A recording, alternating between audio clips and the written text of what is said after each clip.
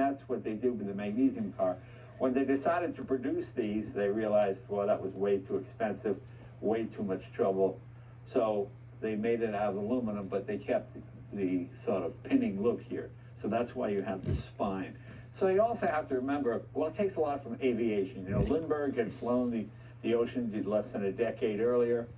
That really influenced car design. If you had a car that had airplane dashboard, airplane styling, that was a big selling point. Because you notice the way the doors open, kind of like a small aircraft, you see? Let me come on the other side, I'll show you that as well. You see how wide they open here. And the way the door is cut into the roof, that's very aircraft. Sort of, I guess you might call it aircraft style dashboard. I remember seeing a movie with Humphrey Bogart, I can't remember the name of it, but he bought a new Ford, and he goes, aircraft dashboard, look at that, that is purely aircraft. And everybody in the neighborhood was very impressed with this car. It's really an outstanding design. So many cars have taken design from this. Certainly the XK120 Jaguar, you see a lot of influence here. This was a very influential car. Jean Bugatti was, like his father, an artist. You know, Bugatti was as much an artist as he was an engineer. Let's take a look at the engine here and show you what we're dealing with.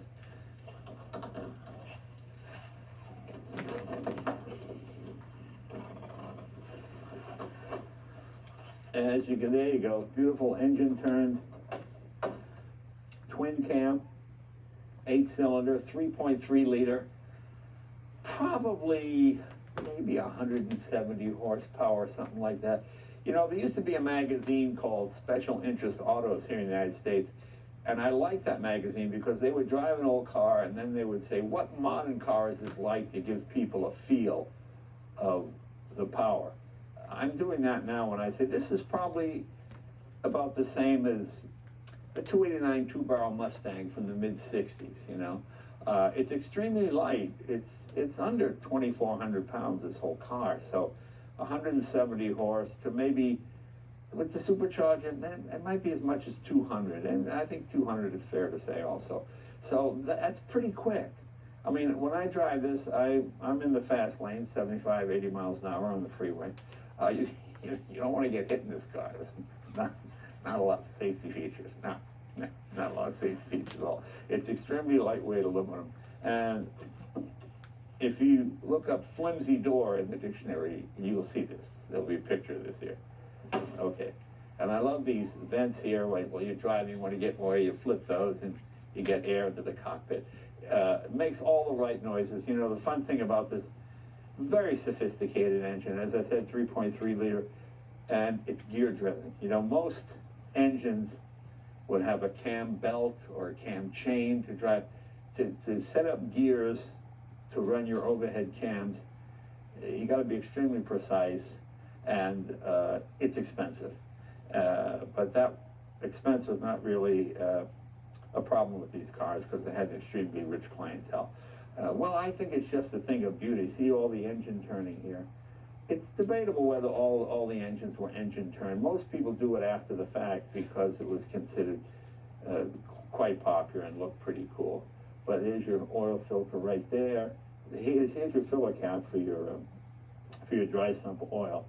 I've got drum brakes all the way around. Now this car is one of the early ones that has mechanical brakes, which means there's no master cylinder. You just have, as Henry Ford used to say, the safety of steel from pedal to wheel. That was his idea to sell. He didn't really believe in hydraulic brakes early on. He later switched over, as most people did, which was easy to understand because, you know, a little liquid in a tube going to your brake. Well, can't that brake? Can it leak? Yes, it can. And it often did. So the idea of having a steel rod pushing the brakes, you couldn't get as much pressure as you could with hydraulic, but it's probably more dependable, certainly in the early days. Bugatti stuck with that a little too long, just like Henry Ford did. Interesting thing about Bugatti, an engineer, and it was really about the aesthetics. If it doesn't look right, it's not right, you know. For example, this whole twin cam idea came from a guy named Harry Miller. Harry Miller was an American who built just the most beautiful front-wheel drive race cars. He kind of started the twin cam deal here. And Bugatti went to a race, saw some Millers, went crazy. A guy named Duray swapped him some Miller engines and cars for Bugatti chassis, which I have over there. And they worked out that deal. People say, oh, he copied Harry Miller. Yeah, but everybody did. You know, engineering was moving very quickly. If somebody had a better idea, you just ought to incorporate it in your car. So I don't fault him for that. Bugatti didn't like to give credit, much like Henry Ford. So he didn't really talk about it, but that's what it is. It's a Harry Miller sort of idea and design, which they copied quite effectively and makes for just a great engine. There's more air vents here. I love the way this hood, you have this, they call it this gauze here to kind of get the engine heat out. Let's go on the other side and we'll show you the supercharger.